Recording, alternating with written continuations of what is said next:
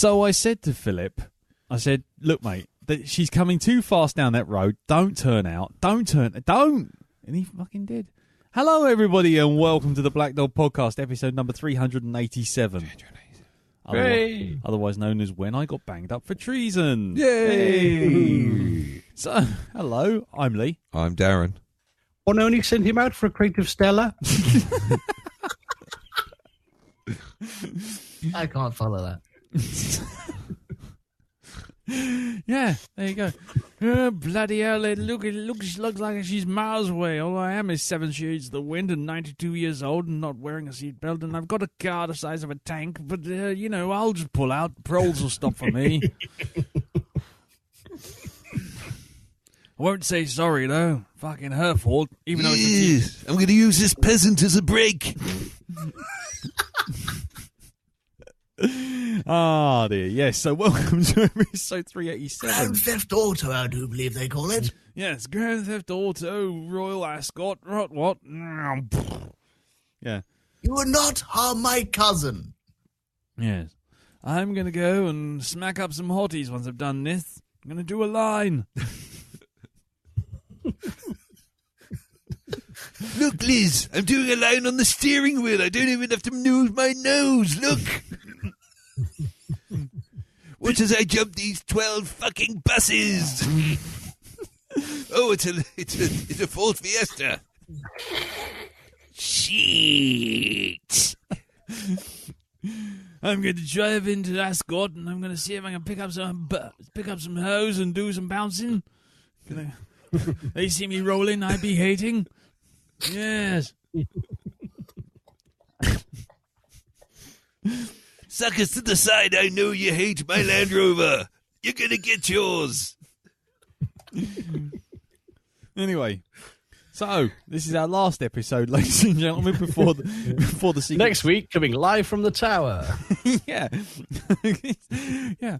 Courtesy of the Secret Service, we have one phone call and we're doing it to iTunes. Anyway, hello everyone. Welcome to episode 387. As I say, I'm Lee. I'm Darren. I'm Jim.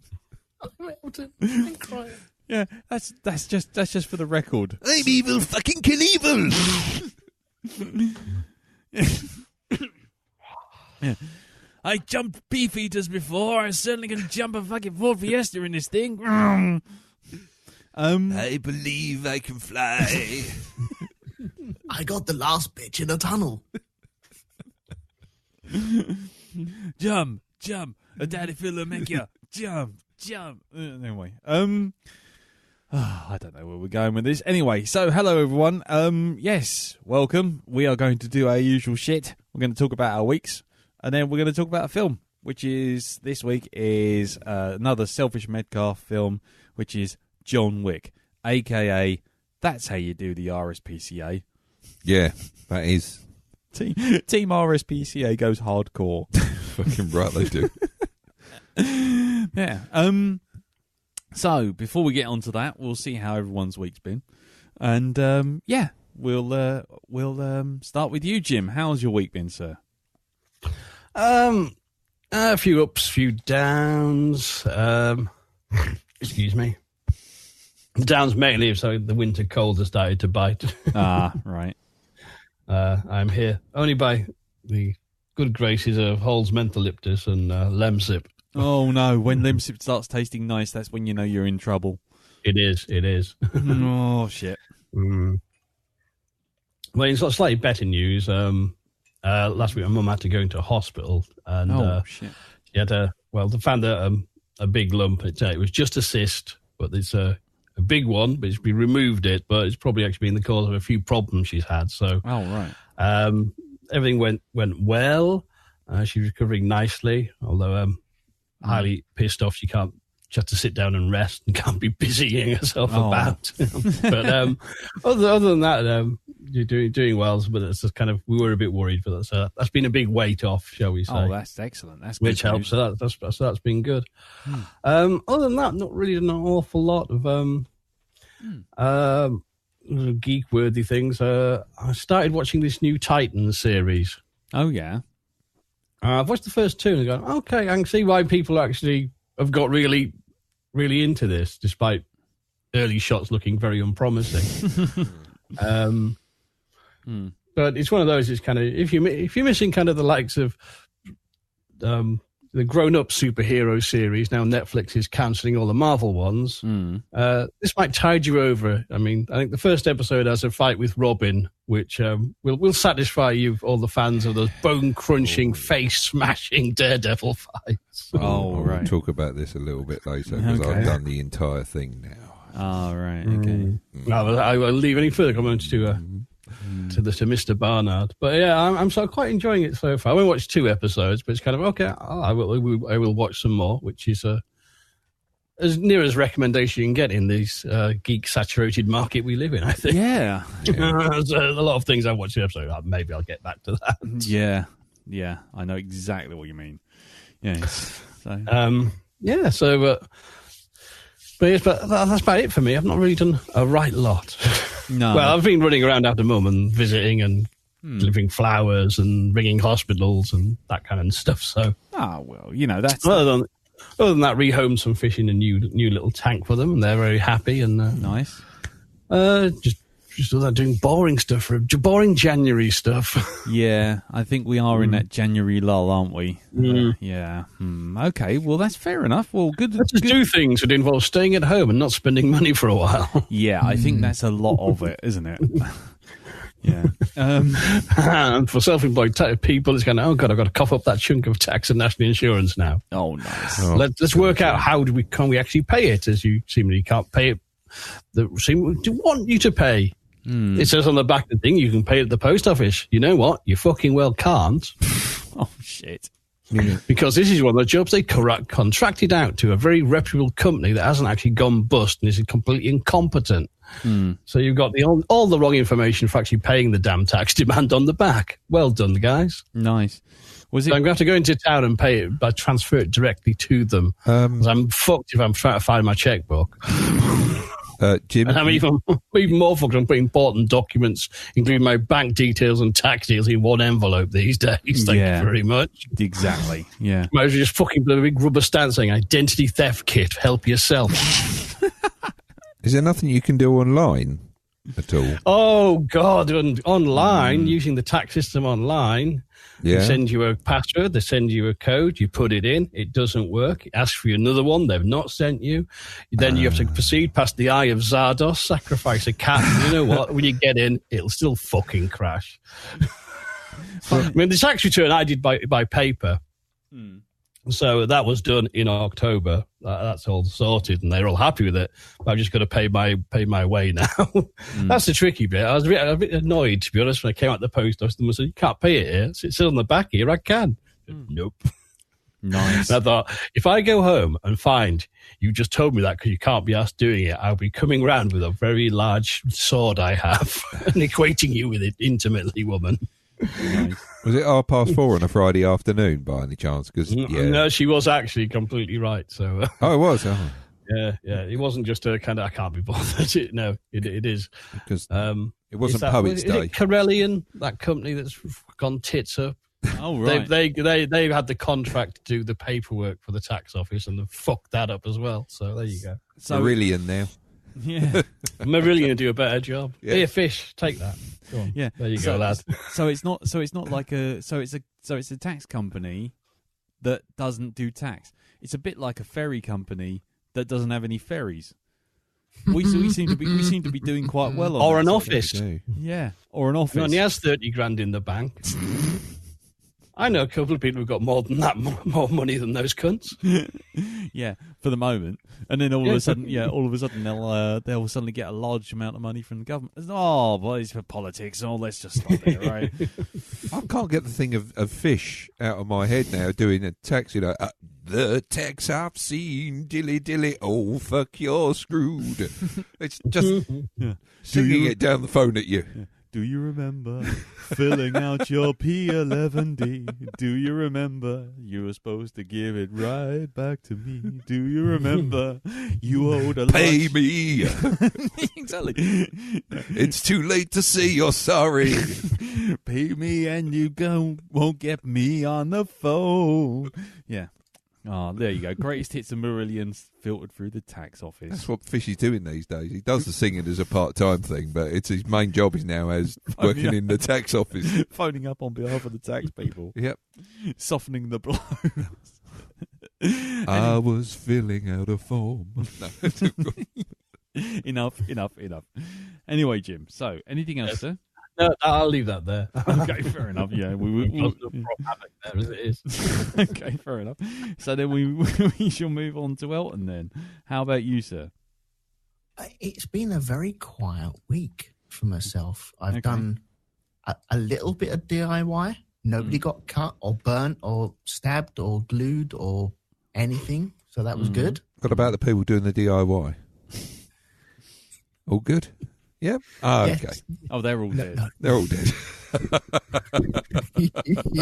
He was building a toy box and he realised he glued himself inside the actual box. Can't get out. Like General Zod in the Starved Phantom to Zone. death. Yeah. Imagine that on Antiques Roadshow in 100 years' time. There's the skeleton sort of desperately fucking trying to push against the lid of the toy box. Just scratches in the doorway. Yeah, Yep. just a kid. Inside. Broken fingernails embedded in the wood. Yeah, just a box of Lego and a kid just frozen in there like Han Solo. Anyway, go on. Sorry, carry on, Elton. What else did I do? I recorded a show with Lee Oh, as God. well. So Who is that? Who is he? Who is this Who is Lee this bloke? Lee bloke? yeah, Fuck is that all about? Yeah. well, it was about Bandersnatch, shall we Yes. say? Ah, Yes. And I Snatch think of it's gone Band. down all right. Yeah, it was good. I enjoyed it. Hmm. For the 2.5 hours about it, we talked and talked. Yeah, we did, didn't we? Did 2.5 hours. It was like the old days. Yeah. So did you actually get all the endings in that time? Or No, we didn't No. cover the end. We No. barely scratched the endings. Really? Yeah, we were into the technology, Wow. getting him in. Then we started deep diving, and I started blowing Elton's mind with a couple of things that he missed. Yeah. Yeah, I'm not the quickest person when I'm watching films or TV, and there were a couple of moments, if you listen to this, where Lee's saying something about the film, and then you can hear it. You can hear the air around me crack as I realise, oh, shit. Oh no! I was listening to it today. Actually, I was listening to it today. My favourite line from you was, "You're blowing my mind. My face is throbbing." What? And I didn't hear it at the time, and now I'm sitting there going, "What the fuck does that even mean?" That's the feeling I get when I realise, oh shit, this is deeper than what I realise. My face is throbbing. That's a good one. I really wish I picked it up when you said it, because that's a bizarre one. I was just like, what? Oh Anyway. dear. So on the back of that, you suggested that I watch the USS Callister That's by right. Black Mirror, Yes. and I watched that today. Yes. And oh my word, that's good. That is so Isn't it? much fun. That one. Yeah. That is so good. Yeah. It's really bleak, but it's really cool. Yeah, but I get why. It's basically Star Trek, isn't it? Yeah. But Was it Star it's Trek done in crossed such World a of way. Warcraft? Yeah. Sorry, Ellen? It's done in such a way that you can really appreciate the love gone into it. But the story that's been told through that medium is pretty flipping dark. I got where they were going to go before we actually got there. Yeah. So I was quite glad with that, but I think that was kind of signposted anyway. But yeah, I had some fun with that. That was good. It was good, isn't it? It's got a lot to say about like virtual reality and going into computers. And will your computer players miss you if you're not playing the game? Yeah. Which is quite funny, because you mentioned that on the cast. You was like, "Oh, do video game players miss me when I'm not playing the game?" And I thought, "Oh, you need to watch this this episode." It was a thing that I used to think when I had my Amiga, when I was still at school. It was just one of them things of, I wonder what happens. Wonder what they would feel like if I was away. Little computer. Like you people. said, the Toy Story syndrome, I think it is. Yeah, that's right. Yeah. So yeah, so you're But that was good. so you're a bit more into Black Mirror now than you were. I think I've seen a good happy one, so I think that could Really? be. What was that? Well, it had colour and it was vibrant and had bits of fun in it. I enjoyed the ride on that one. Yeah. So What, maybe other ones. the USS right, okay. Yeah. Have you not seen any other black... No. Okay, Ellen, I've seen the first two. you have. Okay, have you seen one called White Bear? No. No. I've already given him that. Oh! Just go in blind in that one and just sit and watch it. Well, And you'll be like, fuck me, I need to get out and listen to the birds singing. I really hope it's a happy blue day, blue skies and whatever. Yeah. Cartoons at the standby. Yeah. It's not the bleakest one, but it is pretty fucking bleak. Yeah. Mm. Well, watch this space. That's all I'm going to say on that one. So, yes. Cool. And I also tried the new Netflix film, Io. All right. Go on in. How was that? I'm going to give you a review of Eno. Oh, right. Nice. Oh, that is so clever. Very good. Very good.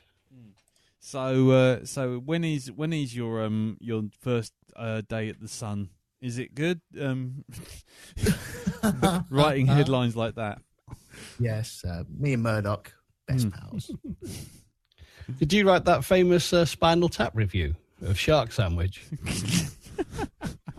I don't think he knows that. Oh no, I'm going to have to Google that. Am I safe typing in shark sandwich? Yeah, Probably not these days. Nothing's safe anymore. Wasn't it shark sandwich more like shit sandwich? It was just a 2-word review. It just said shit sandwich. Yeah, right. Oh dear. Yeah. Anyway, so it's not your thing then, IO. IO was a bit of a. No, I think I made it 20 minutes into it. I think I gave it a good going. And there is some potential there, but it was taking far too long. I like a good slow burn, but this was, wow, there's actually nothing happening here. And how they were portraying the communication between Earth and Io, it was just, that's really poor. That's really bad. I don't like that. So, no, you've lost me. Fair enough. Cool. Anything else, sir? No, I'm going to leave it there for now. Well, fair enough. Well, then let's go to the returning to the fold, Mr. Barnard. Yes, indeed, I am. I'm back. You're back. So, here. How was your week? Fortnight, sir? Well, apart from the reasons you were away. reasons I was away, which weren't too happy with, to do with a family bereavement. Apart from that, I don't know if this is certain things don't make the 2 weeks any better. And I'll start. Shall I start with the shit stuff that I watched? Go for it. Yeah, or shall I start with the I've, good and then get onto the shit? I've literally got nothing other than I watched Bandersnatch and then did a thing with Elton, which he's already mentioned, and fell over while attempting to run. Apart from that, that's it. So you are the last. How was your week? Okay. Well, all right. Well, I'll start with the shit thing because I think the shit thing is not the thing that needs to be the finisher because I think there's a couple of other bits and bobs that are better than this. So the first thing that I actually watched during that 2 weeks was Halloween 2018. Right. Now, I will admit, when I wrote my little Facebooky rant, it was coming off of just watching this thing, and that was the anger outpouring. That was the 2 hours of my life I'm never getting back frustration pouring out onto the internet. Okay, because I've not seen it. I've got it to see, but I haven't seen it. Okay, well, but I know what it's about. So yeah. I saw the trailer and I thought, well, this looks promising, right? You've got Jamie Lee Curtis in the trailer going on about how I've been training for this moment. I've been training, waiting for Michael Myers to come back, and I'm just going to fucking kill him. That's it. I'm just going to do him, right? And, you know, to be fair to her, the way it makes her out, she has gone Sarah Connor in Terminator 2 in this. Which is kind of the vibe the trailer kind of gave me when I watched it. Indeed. Mm. Now, Mm. the first half of this film, or so-and-so, the first bit of it, first half of it, I'd say around about the first half, is kind of like, all right, well, they're filming it slightly differently. They're trying to, how it begins, how they treat Michael Myers in this to begin with. Because, and you see it in the trailer, Michael Myers has been captured and he's in this prison, right? And he's in the middle of a big courtyard. He's got a big yellow square around him to say, don't go any closer than this. And he's chained to the great big concrete block in the fucking floor. Right. In his white outfit. He's got no mask on or anything like this. And the film basically opens with two podcasters trying to get an interview with him. Right. To talk about why he does murder, stuff, right? To the murders in Haddonfield. Yeah. That's it. Now, that bit is really nicely done. I like that bit, right? I won't say how that section ends, but it's just before the credits start. It's that the credit punchline, right? Yeah. And you know, I'm sitting there thinking, all right, this starting to feel just a little bit different to every other Halloween I've seen, right? They're trying to approach it slightly differently, give it a bit of a slight angle. And then one thing happens in it, and it is the, oh, go fuck yourself moment, basically. Yeah. It's like, oh, fuck off. And that's basically what I said. Re-saw it coming a mile away. Yeah. I'm trying to go, well, no, actually, let's give it a chance. Let's see if where they take this. And then one thing happens. It's not signposted at all that this is going to happen. When it happens, it's such a cliched thing. It's like, is that all you've got? Is that what you've got to kick off the action? Is this your attempt to try and make fucking suspense in this? To try and, you know, add a little bit of spice to the equation? Oh. And it's just like, this has been done before. Yeah. This sort of shit. Yeah. And then it just goes downhill from there. Oh. It just, there is, yeah, exactly. And it's just, by the end of the film, it does the typical thing of they don't show him dead. Oh. This is it. And they just leave it there and they just show you the consequences of what they've done to try and kill him, but they don't show him dead. Right? If this is supposed to be the finisher of the franchise, from what I've been hearing, like, this is it. They go on about it, but it's like, no, leave a little door open because, well, just in case we want to bore them more. It's opening a new door for a new cycle. Fucking hell, I'll tell you what, it's a unicycle because that's all it's got. It's got one wheel.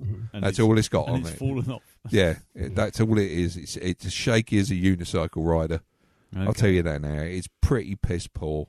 It is. It's just, by the end of it, it's like, I've seen all this shit before. You've done this in the last 10... Oh, and that's another thing as well. Forget all the sequels. Oh, yeah. Right? Okay? Because it discounts every single one after Halloween 1. None of them ever happened. Well, I can live with that, frankly. Yeah, I can live with that quite happily, having watched them all last year. But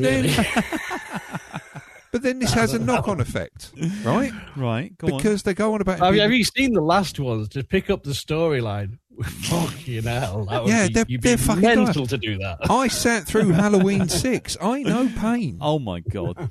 Right? I watched that no, shit. There's worse. Rob Zombie's Halloween 2. Oh, that's the absolute idea of the series. Well, there you go. You get the idea, right? Okay. But this is actually to its detriment. Really? Yeah, because in the first film, as it says, he killed 5 people. And it's like, if you forget all that, and he's just like, so that's it. That's what he's done. He's just done 5 people. And he's not had all this getting up and coming back to life thing. So, why are they so... Well, in fairness, they did have the thing of him being shot and blown out of a window and then getting up from that and walking off. But apparently they captured him. That's it. They How? took him in. How? I don't know, but it's been they just mentioned that one night, that one bit there. So Oh. at most you're going to Halloween 2, but that's it.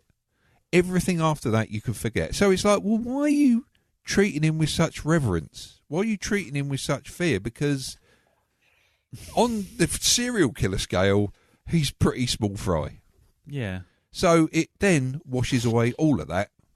So you're like, and Ree's sitting there going, so why is Jamie Lee, in that case, why is Jamie Lee Curtis's character?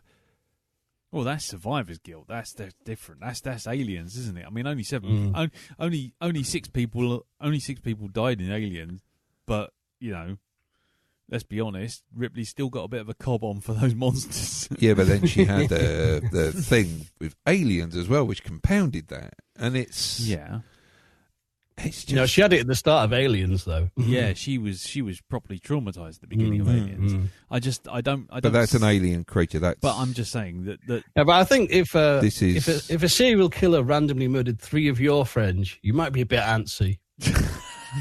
Yeah. Just saying. That's got to go on the poster. I think that might leave a bit of a scar. That's got to go on the poster. Yeah, on the but where film serial killers are concerned, Oh yeah. it's pretty lightweight, and he doesn't deserve the build up he gets. It just doesn't. You know, he's not that supernatural being anymore. And it just you've held him prisoner for 40 years. That's what you're saying. Yeah. Yeah. He's fucking supernatural. He is. Yeah, you've held him prisoner there. This bloke who is apparently indestructible, who can go through anything, you know, could probably stand to lose a. You know, he'd probably grow his fucking hands back if he pulled them off just to get out the chain. Yeah. And it's just. What's the scares like? Are there any scares? Is it tense? Because I mean, I'm aware that you're getting very cross and you're giving more and more away, and I haven't seen it yet. Yeah. The scares are just. They're not even scary. Okay. There's one bit where it tries to flip the fucking switch on it, and there's a bit where Michael Myers is kind of shit. Everything's turned on him. No, it's just one thing happens, and he's kind of like, well, that's new. Oh, did he wander into Kevin McAllister's house? Yeah, I think so, yeah. Gets a tin pot of paint in his face.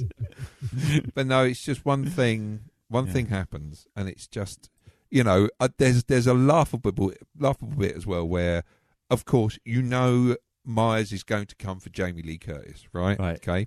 So he goes to this, you know, the fortress, right?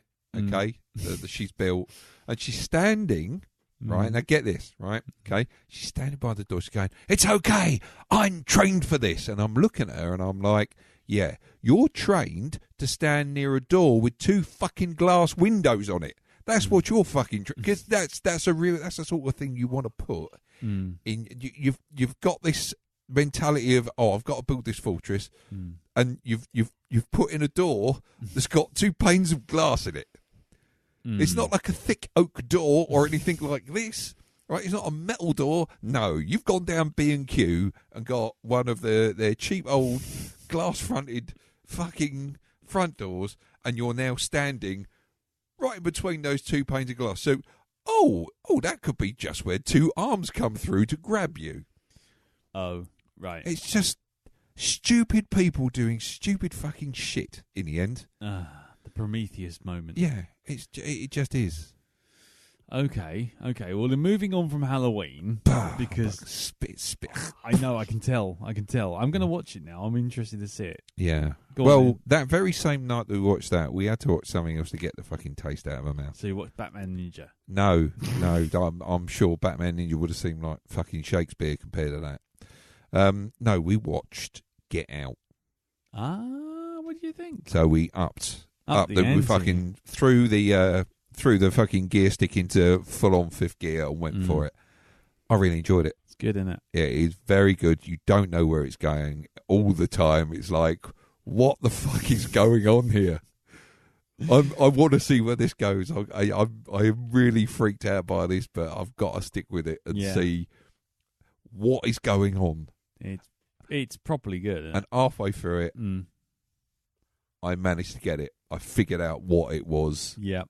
Yeah. So it was like, yep, I know what's going on here. That's just giving it away. One very subtle thing gives it all away. Yep. If you're not concentrating on it, you won't get it. But yeah, it is well worth the watch. It's like a big. I don't know if you can call it a.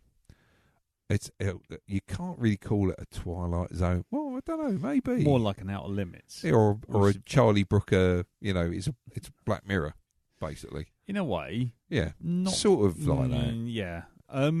Cool. You've seen it though, Jim, haven't you? Yes. Yeah. Okay. Yeah, Cool. I really enjoyed it.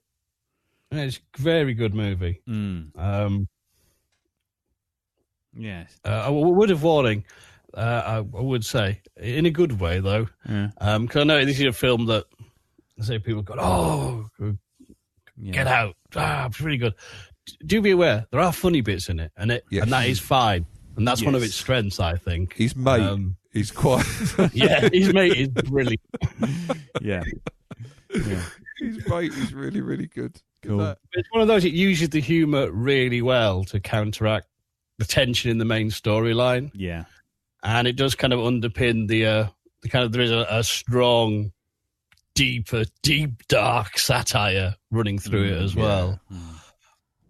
I mean, the guy who directed it has got the gig for the next incarnation of the Twilight Zone. Yes. Jordan.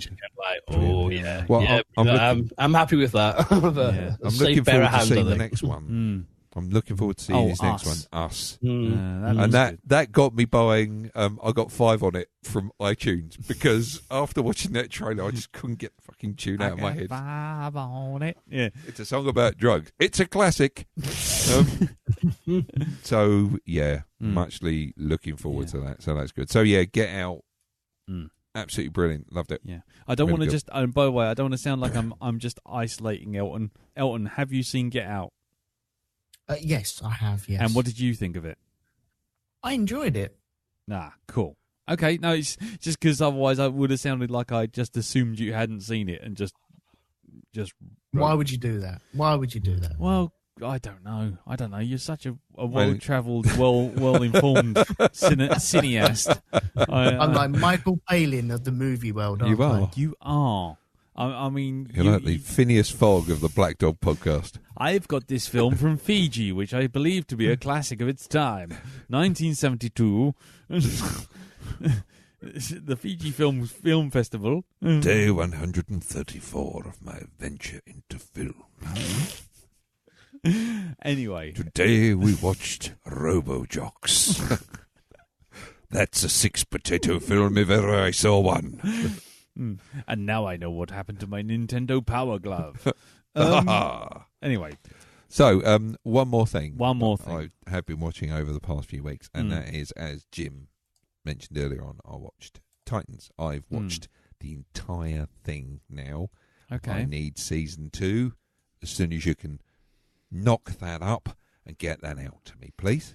Okay, I'll see what I can do. Thank you very much indeed. Now, I know there's a few shows on TV dealing with the DC universe. You have Arrow, yes, and you have the Flash, and I must admit, Supergirl, and Legends of Tomorrow, and Black Lightning.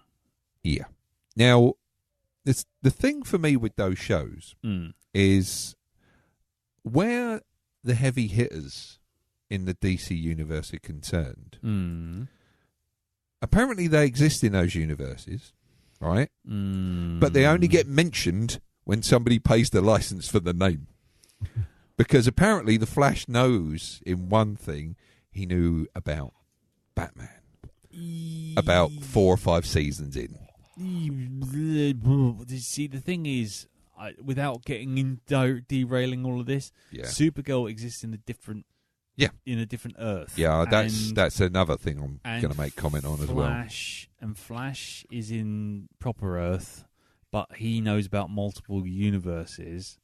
So there's a lot of stuff with characters being in the same universe in terms of the TV shows, Yep. but they're in the different universes in terms of canon. Well, So all that considered, there's all that stuff going on. watching those shows, it's like when they're doing the big crossover event, the multiverse one, the Crisis, and it's like, you know, I'm looking at that and I'm thinking, oh bless, you know, there's something about those shows where they try to big up, and it's just a lot of it B-list. It's like in Arrow, every single person seems to be an archer. All the villains seem to be an archer. It's like in The Flash. All the villains, the major villains seem to run fast. Yeah. Hello, I'm Barry Allen. I'm the fastest man alive. I'm Except Barry Scott. I'm Barry the cleanest man alive. Yeah. Except for the big bad at the end of every season, who seems to run faster than me every time. Exactly. Yeah. And as you say, you've got things like Supergirl who's in a parallel universe. Otherwise. Yes. The thing with the Teen Titans is all the heavy hitters all get name checked and acknowledged as part of the universe as the show goes on. Well, you kind of have to. Yeah. Oh, you definitely do. Because without that, you don't get the Titans themselves, because they all are tied to those stories. Well, that's great. I just feel as though if this was one of the Arrowverse things, Robin would be a vigilante starting out by himself, only for later to come across someone called Batman. You know, when they've paid for the license. But in this, that kind of stuff is acknowledged. So for me, I don't know, because there just seems to be a little bit of cheapness with the Arrowverse. Yeah. And this one, it doesn't.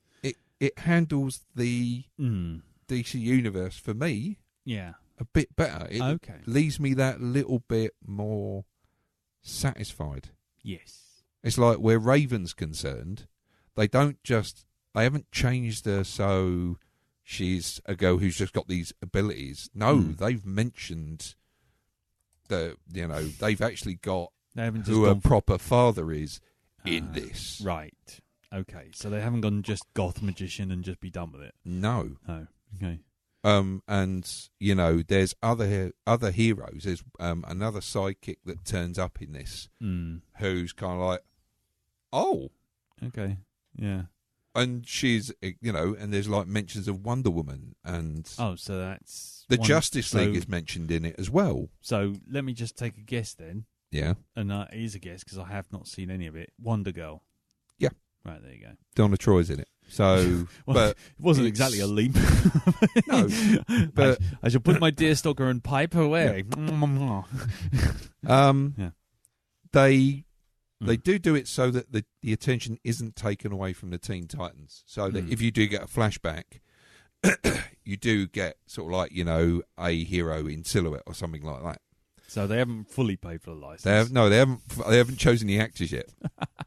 But this is still a very strong start. Yeah, for the show.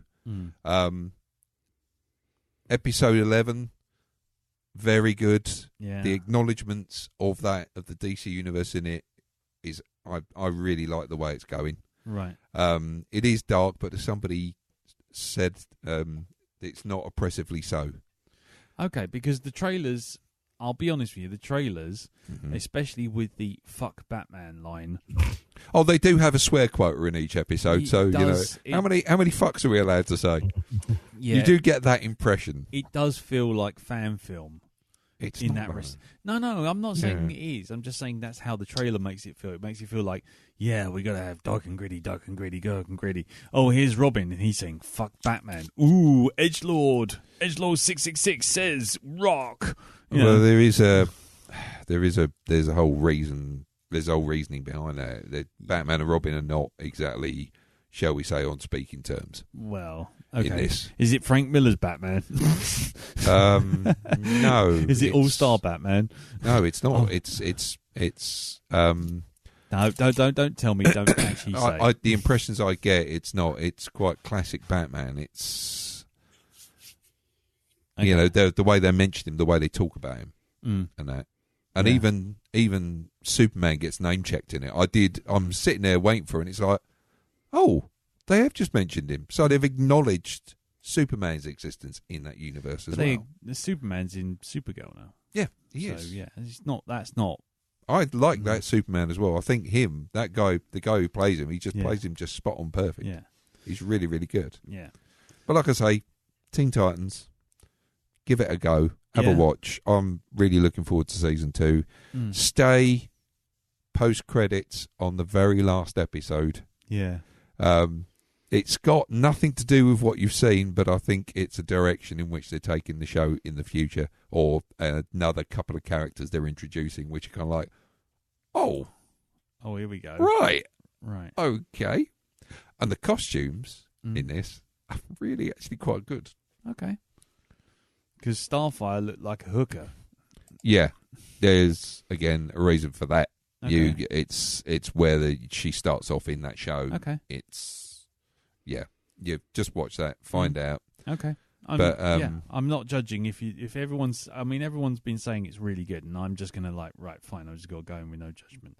But it's really hard at the moment because TV DC is light and fluffy, and cinema DC is just bollocks. This is Netflix DC. Yeah. They've kind of tried to give it the Daredevil treatment, although not oppressively so.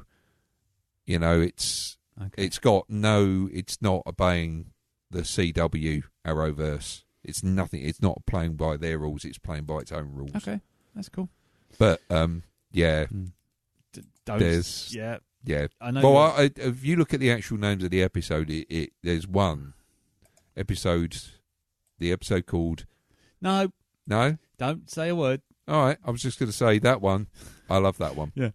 That episode 4 is. Yeah. There. There's an episode called "I Am Your Father, Luke." The funeral of Qui-Gon Jinn. Okay. All right then, cool. Right, okay. Well then, let's move on. I mean, my week has literally been a colossal waste of time. Is it? So that's that. I'll just leave it at that. I'm not getting into it because I get cross. That's a week of my life I'm never getting back. Pretty much.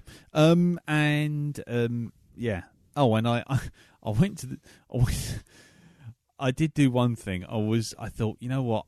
After last month doing the social thing for someone who's leaving at work, they were doing a drawing club at work after work. So I thought, you know what?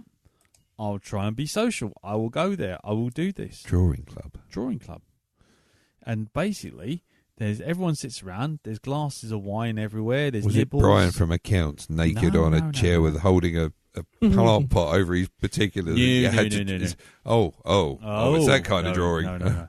No. It was quite funny because it was like you go to this thing Croftborough. and everyone does these things like, you got to draw something in 30 seconds, all these little exercises, draw something in 30 seconds, draw something in 45 seconds, blah, blah, blah, blah, blah. Anyway, I have to be honest, I had one of those, do you know who I am moments. Really? I did. Did somebody try to tell you how to draw, Lee? Well, they were trying to tell me how to draw. That was the first thing.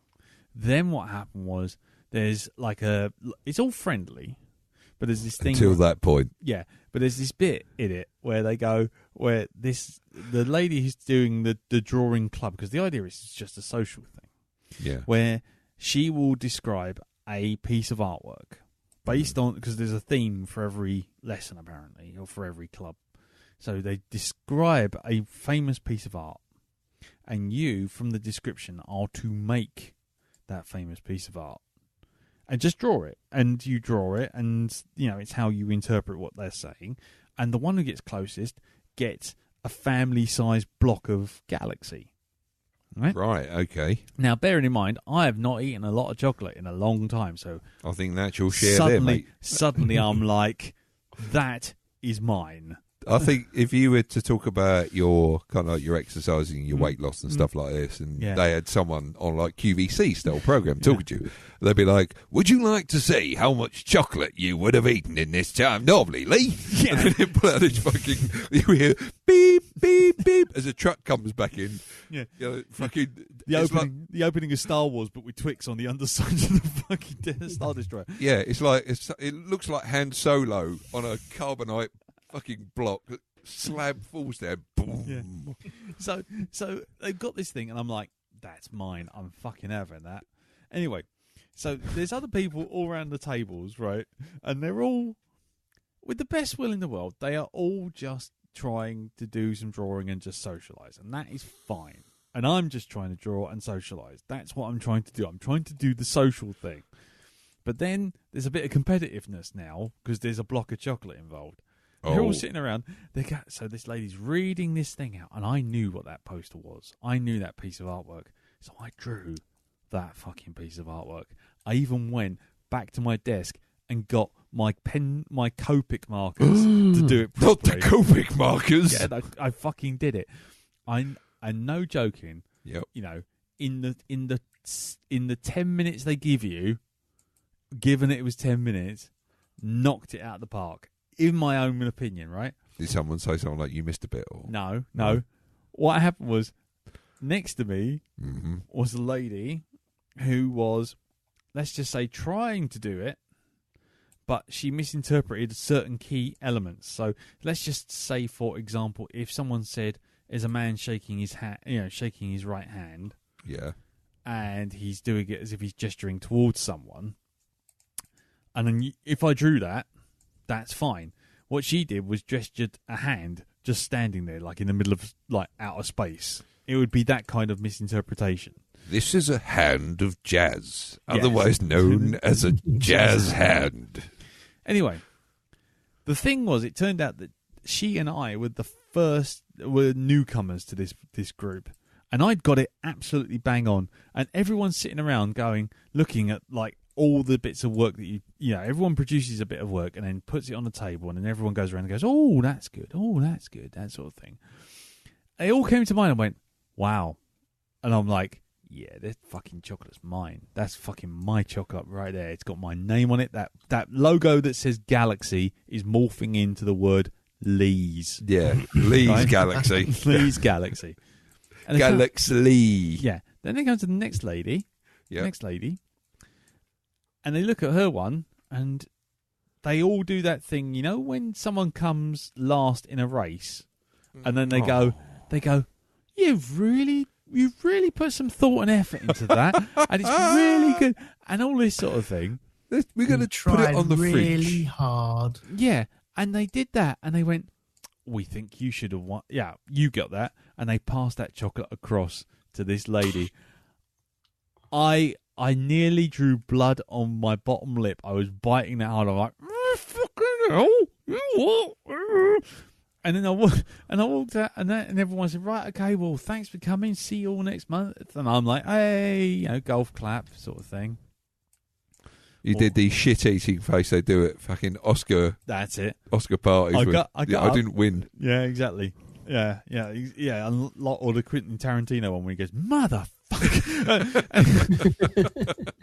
and I got up and I walked out the door. And I came back in, and I suddenly remembered I forgot my Copics. So I came back in, I grabbed them up, and I must have just snatched them off the table and walked off. And they went, "No need to be bitter, Lee." And I'm like, I'm like, I'm not bitter. I'm not bitter at all. It's fine. It's it's lovely to be part of this club. I've heard that voice before. I just like, I'm going now. I'm going this way. He's like, how petty was I? How insipidly petty was I? I was just like, oh, I should fucking get. I could have gone and bought I could have bought a fucking chocolate bar that's 6 times that size with the money I had in my pocket. But yeah, it's not the same as winning it though for doing something, is it? Exactly. and then I had shit work, but anyway, yeah, that is literally, that tells you how dull my week has been, because that was the key moment of my life this week where I just was like, "No, you've denied me my chocolate, which is rightfully mine." I bet That's she when drew it in crayon, didn't she, as well? That's the most insulting thing. No? Biro. But anyway. Biro? Biro. But that's the thing, that's the moment, that's when supervillains are born. When they're sort of sitting there going, "That's mine. I'm going to become the chocolate king." I'm in another universe. Yeah, In you are another the universe, chocolate king. I'm the chocolate king, and I am now sort of robbing chocolates from everywhere Oh. that are rightfully mine. You haven't had chocolate in a while. No. The actual sugar rush alone Would probably would be kill me. euphoric. It'd be like, woo! Yeah, it would be like the end of 2001 if I had a block of Galaxy. But Yep. Oh my Yeah. God, it's full of stars. yeah, It's full of Milky Way stars. Yeah.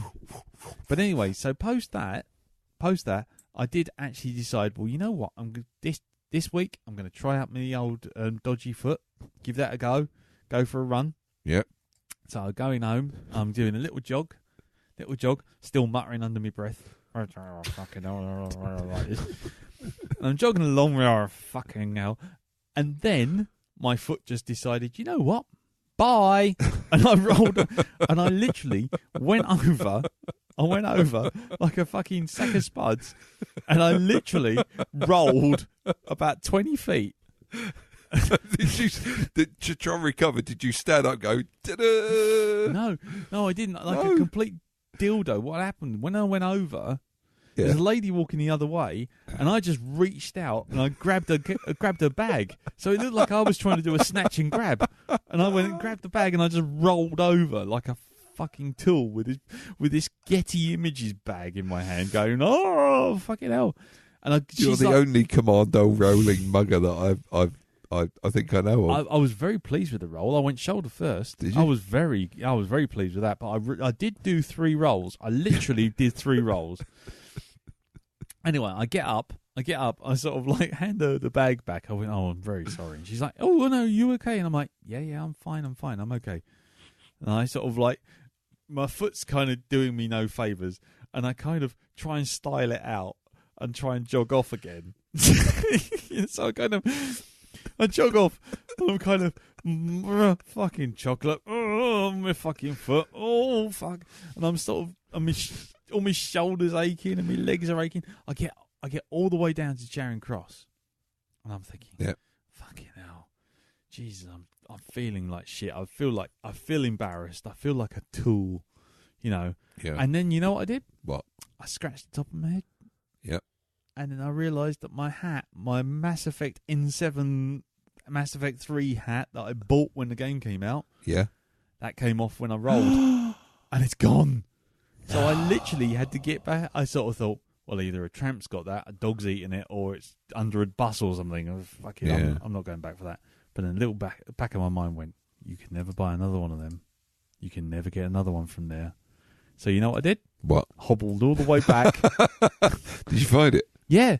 The lady had put it on one of those bike racks, one of the old Boris bike racks, with a little label on it saying, you dropped this when you fell over on it.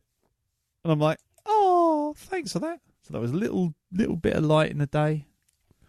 And then Even you picked it up and found that she'd taken a dump in it with another no in there, saying, that's for nicking my bag. You shit. Yeah. Yeah. It was a Don't peanut, pretend. yeah. There was a peanut log. Yeah, the irony would have been like, yeah, Here's my Mass Effect. There we go. Exactly. Right in there, my old Yeah, son. yeah, exactly. Looked They'll like, keep Red Wolf. it looked like someone had been sucking on a topic. God. He turned the note over it and said, I preferred Halo. Yeah, exactly. Yeah, you hush your mouth. Anyway, yeah, Andromeda was all right. You fucking cow. Anyway, so I did feel okay about my life a little bit more because I'd managed, and a little bit more about humanity because I found my hat. Yeah. But my foot still fucking hurts, and and I still feel embarrassed, and my shoulder still hurts, and I still didn't win that fucking chocolate. What are you doing now? I'm look. You see, when you said you hobbled off, and I've just got this. Have you ever seen the little run that Lee Evans does with the sort of limpy run thing that he does on stage? Yeah. I just had that image in my head. Wasn't probably far off, to be honest. No. So while you're looking that up for a big old fucking guffaw, it's good for me. yeah, no, it was more like you know when Billy Connolly says about how you try and style out tripping over. Yeah. And you try and, hey, I've fallen, but I'm looking stylish while I'm doing it. Yeah, it was more like that. Jazz hands is always a good one. Yeah, except in that case, I looked like I was trying to nick someone's bag. But anyway, so that's essentially my whole week, apart from doing the Bandersnatch cast with Elton, and yeah, that's that. So I tell you what, we'll wrap it there and move on to this week's movie, which is John Wick.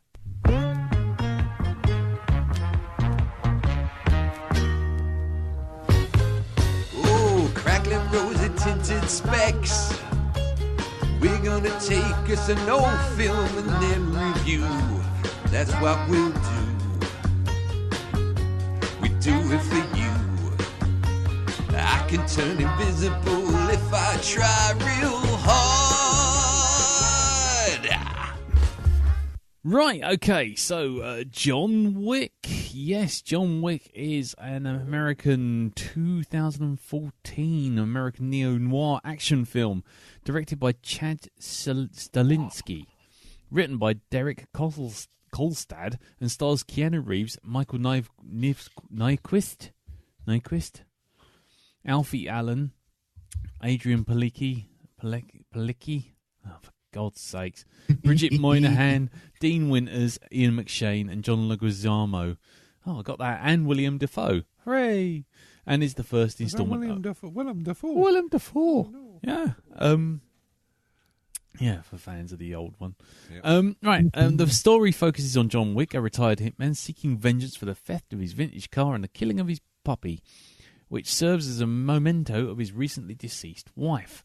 Stahelski and David Leitch directed the film together, though only Stahelski was credited. Kolstad completed the screenplay in 2012 and further developed it for Thunder Road Pictures.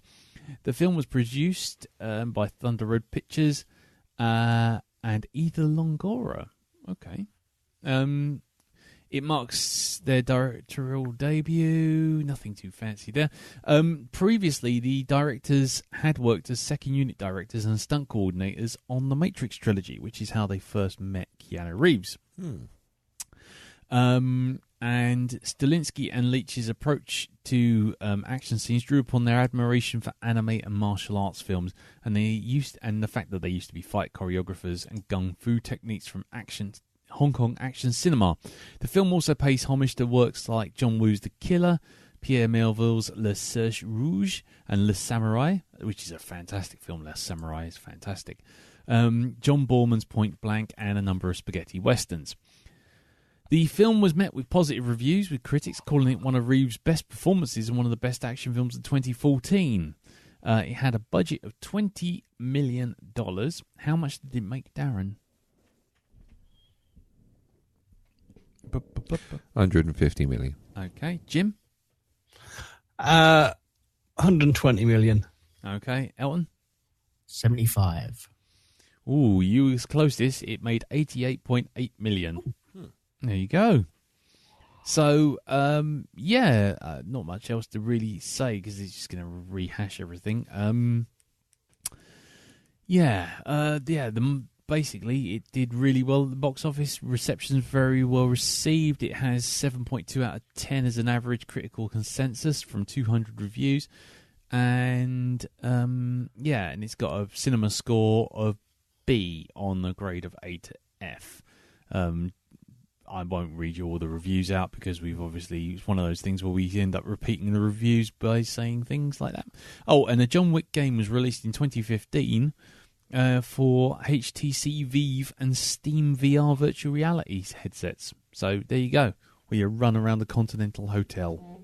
That was the arm of my microphone, not me farting. By the way, That's right? What you say. Yes, that's what I say. So, yes, as we say, there's John Wick Chapter 2 was released in 2017, and in a couple of weeks' time, John Wick 3 Parabellum will be out in the cinemas, which is not actually the reason I picked this film, but it is fortuitous, and I'm going to pretend I did. Yep. So there you go. So has anybody not seen this film? Right. Okay. I've seen it. Okay, brilliant. In which case, Elton, away you go. What did you think of John Wick? Okay, first time I saw this, I I bloody loved it. Okay. I thought it was fast action, a little bit of comedy drizzled in there at the right times as well. Mm-hmm. And I just felt it was really bloody good, really powerfully shot, lots of action all over the place, and a proper popcorn movie, as people would call them, I suppose. You could just I don't like it when people say it, but you turn your brain off, you sit down, and you just soak it up. And I think that's how I felt about it the first time round. But this is the second time of watching it, and I kind of know what's going to be happening. And I personally think it falls down a little bit on repeat watchings. Okay. This is a film that should be watched, enjoyed, bigged up, and shared, but then never watched again. Okay. Because you got everything maybe tenfold in the first viewing. There's a lot of the same thing happening again and again. There's a lot of good kills. It is full of kills, full of destruction, and it's repeated again and again. And there's only so many times I can go, oh, bloody hell, that must have hurt. Oh, bloody hell. Oh, Jesus, he dispatched him really well. And then you see it again, similarly, but not quite the same. And then you're like, okay, they've done that again. And then on the repeat watch, I feel it becomes a bit, not of a chore, but it's, okay, I've seen this. Okay, I've seen this as well. And so I still enjoyed it, but I'd seen it before and didn't need to see it again.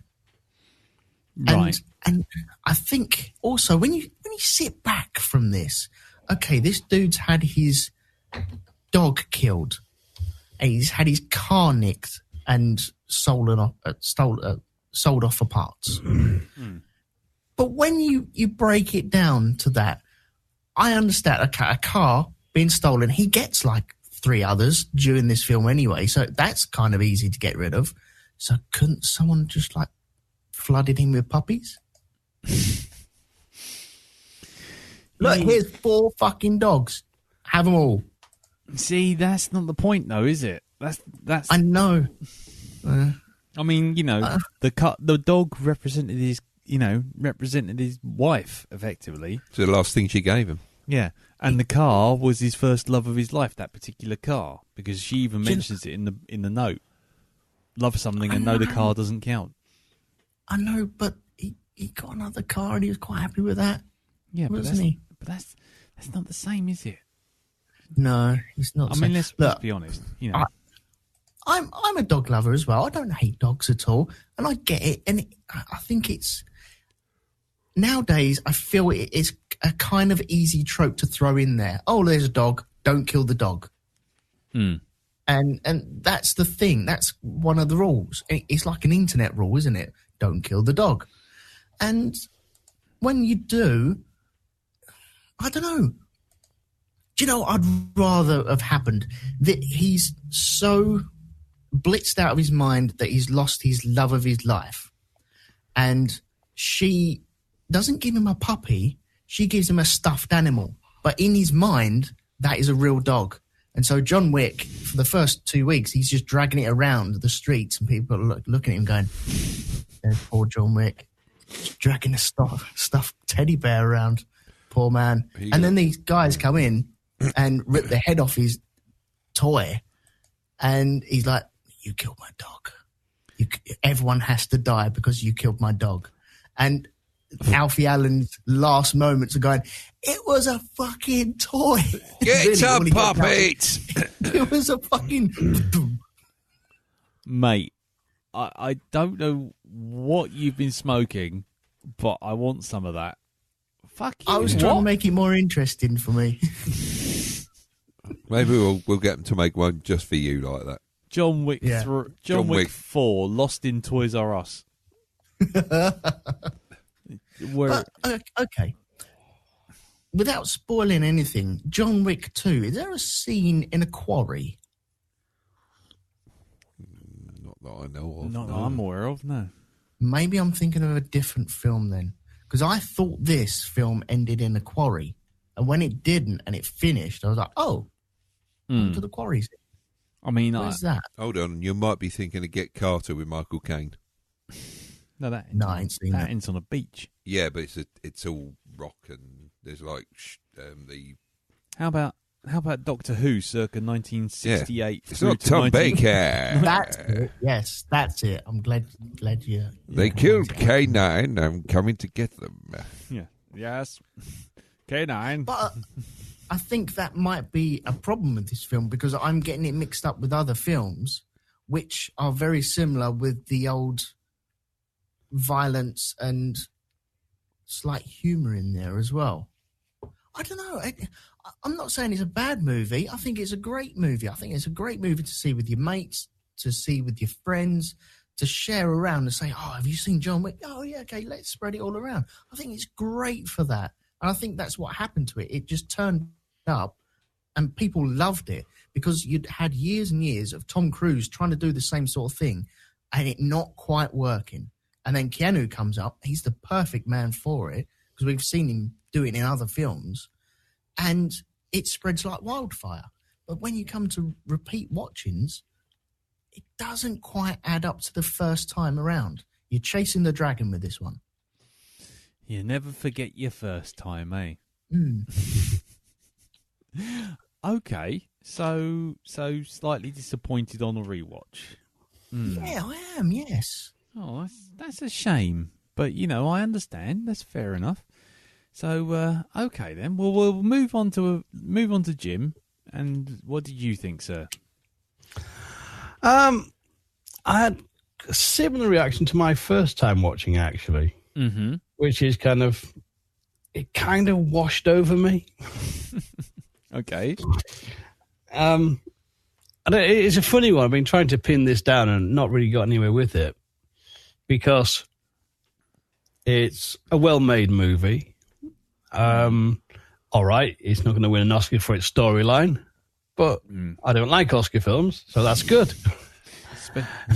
Especially not the Sometimes nominations. you just want to see some violence. Yeah. And I'm usually, all up for a very, I'm not really a fan of the kind of A-team school of action where hundreds of thousands of shells get fired off and no one gets a scratch. If you're going to have violence, do it properly. That's always been my argument. Let's see the heads blow up. Let's hear the bones break. And this has got a good cast. It's got a good plot. It's well filmed. It's got some well-used music in it. But I never quite got the huge love people had with it the first time. And the second time, again, it sort of became ambient violence. Ambient violence. Well, it's something that is I'm watching it, I'm thinking, I should be really, really loving this, but I'm not. I don't hate the film. I mean, I understand why people went ballistic for it when it came out and why it's, spawned some sequels, has a loyal following and why people love it. But it just, for some reason, it just doesn't quite connect for me on that sort of visceral level. And I couldn't tell you why. And I'm not running down the film in any way. I can see it's a good film, but it just doesn't, both times it just hasn't quite pressed my buttons. I couldn't tell you why. Interesting. If I've got a critical sort of point to make is I think on second watch, I don't think it ever quite tops the nightclub scene. No. Which you get in the middle. And I feel kind of the end, when he goes after Alfie and he takes out all the snipers and blows up the cars, that's a low-key sort of different action set piece, and that's good and satisfying. But the fight with his dad at the end, it just ends up men rolling around in the rain a bit. And I just can't help it. He needed, I think I've said it before in cast, this is a guy, he deserved a really bad over-the-top death. Yeah, you know what I mean? Kind of. Yeah, so being slowly nibbled to death by vampire bees or something that, or slowly inserted into a wood chipper. Something really, really nasty. It just, needed that bigger crunch at the end, I think. Yeah. But, I mean, that's I couldn't say, that's a deal breaker for me, because to be honest, I wasn't there to have a deal to be broke, if you see what I mean. Yeah. And I say it's a me thing. It's not a film thing at all. It's just, I mean, I couldn't tell you why. And, I wish it sort of did just, sort of push that kind of, bloodthirsty action buttons in me. And I couldn't say why it doesn't. But the most engaged I am, though, is like the nightclub scene. I mean, that is a really, really good bit of modern action cinema. Yeah. The music, the look, the lighting, and the appalling violence all come together in a very, very satisfying scene. Yeah. But it's perplexing. So I should love this movie, and it just doesn't. I don't know why it's never got to my heart, and I couldn't tell you why. But I can see what I understand totally, though, why other people do love it, and I'm glad. Yeah. But it doesn't sort of get me the same way, say, the Denzel Washington Equalizer does. Interesting comparison. Okay. That's a more thoughtful, slow-paced action movie, almost a sort of different take on it. But you know what I mean? But it kind of, there's something about in these sort of movies where you got a man on a mission, or a Man on Fire is another one. Or Taken, the first Taken. The first one, yeah. Yeah. But you know what I mean? Where you just really go to, just go on, fuck them up, come on. I never quite get that with John Wick, but I don't know why. It's I don't think there's anything in the film. It's just for some films land for you and some films don't. Yeah, that's fair enough. Yeah. Bizarre. But I wish I knew why. Fair dues. Okie dokie. Well then, over to you then, Mr. B. What did you think? Did we go and see this one at the cinema, me and you? No, I saw it at the cinema, and then came back and enthused about it on the cast in a How Was Your Week? That's right, and then I went and saw and it. You went and saw it. Brilliant! Exactly. Yeah. So, does it stand up to? Yeah. Well, for me, it does. I like me bit of ultra violence, and I especially like it when it's done to people who deserve to have it done to them. Yes. And I know it might be a bit sort of cartoony, the actual villains, how horrible they are, but you know what? They serve a purpose. They serve a purpose for wonderful, wonderful destruction. And how this man, John Wick, is going to cut his way through everything just to get to them. Yeah. I love the reaction of everybody. It's like it's as if Alfie Thingy's character just has never heard of John Wick. Yeah. Does not know about this man. Yeah. And everyone else is it's that Kaiser Soze thing, isn't it? Is he the bogeyman? No. He's the man you send in to get the bogeyman. Yeah. So I did like that, the building up of his rep, Okay, yeah. And then you see how it is deserved because of the way he goes through the bloody nightclub. Cuts a swathe of destruction through there. So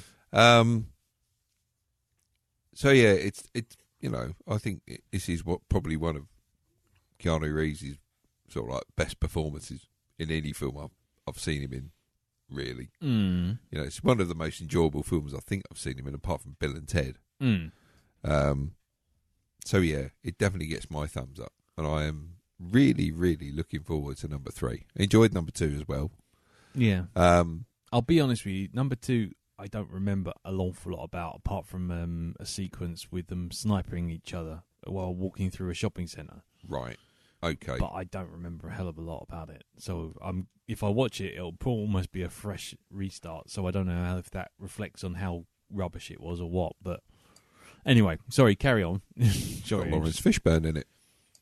So did Ant-Man and the Wasp, but he didn't make much of an impact in that either. No. So yeah, I love the action in it. I love the fact that he doesn't make. He doesn't make the mistake of shooting people once. He shoots them in the face to make sure they stay down. The double tap. Yeah, as you say. Yes, that is like you watch most films where they just shoot someone and it's like, oh, he's just left them for dead. And it's like, no, look, they're getting up have a go at him. No chance here with this. Mm. You know, every fucker that goes down stays down. Mm. So, yeah, I really enjoy that. I like some of the fight choreography in some parts of it as well. There's some really, really great bits. The way it flows between characters. That's really, really good. I love the whole premise that, you know, this wave of destruction starts with his puppy. You know, if he had been beaten up, then maybe not. But you know, you killed the fucking dog, man. You know, you and everyone around you is going to die horribly right now. Yeah, you know, the Grim Reaper is back in business, and you're one of his first bloody victims. So yeah, I still enjoyed watching this. Cool. You know, yeah, good. Still cool. Good, solid film for you. Yeah, still good, solid film. Better than most action thrillers of the same sort of ilk. Yeah, and I do love the world as well. The little underground universe that revolves around these assassins. Yes. You know. Yeah. Where it's all very polite and, you know. Yes. Would you like something sent up, may I suggest, for the pain? You know, there's a bottle of brandy. Yeah. Do we know, by the way, if Hotel Artemis is linked to this world? They are making something on the hotel, the Continental. Right. There is a spin-off on its way, but but I think they might have abandoned that to make John Wick 3, but we don't know. Well, yeah. Cool. Okay. Well, then, we're getting through this quite quickly, actually. Well, for me, when I first saw it at the cinema, I really appreciated the fact that it had a lot of show don't tell in the opening. I don't know, the opening 25, 30 minutes. It's almost completely silent. I mean, in terms of, like, there's hardly any dialogue. There's lots of flashbacks, lots of references, lots of nods, lots of visual cues, and lots of bits and bobs. But there's nothing. What? I'm just thinking that this is sort of like the live action. It's kind of like, you know, Pixar's Up. Well, funny enough, I did actually make a note of that this time round. But Up's got less guns in it. Up's has got less guns in it, yeah. But I mean, the thing is that whole thing of what happens to his wife, how he gets the dog, the funeral, his relationship with Willem Dafoe, which is a little nebulous to start with. All of that stuff is played out with probably about the most minimal dialogue in 30 minutes that I've seen in any kind of action film. Yep. It does perform one of the cardinal sins of filmmaking, though, for me, which it always shows the end of the film. Show me the end at the very beginning. You can go fuck yourself. Right at the very beginning. There are loads of classic films which have done that, which have literally had to be the best film ever to get around that. Because I tell you what, you show me that, you do that, you are on a very bad start. Because I don't want to know that someone's been shot. I don't want to know that they're not going to get out, because you deflate the whole fucking premise straight away. Yeah. The first 5 minutes of Carlito's Way absolutely destroys the rest of Carlito's Way. The first 5 minutes of Catch Me If You Can totally destroys Catch Me If You Can. And that is the most egregious version, because that's the one where they actually explain the plot as a question in the quiz show at the beginning of the film. Oh, right. Have you seen Catch Me If You Can? Yeah, with Tom Hanks and Leonardo DiCaprio. Yes, I have, yes. Yeah, well, it literally starts off with Leonardo DiCaprio, like 30 years after the film's events, being an answer to a question to someone else.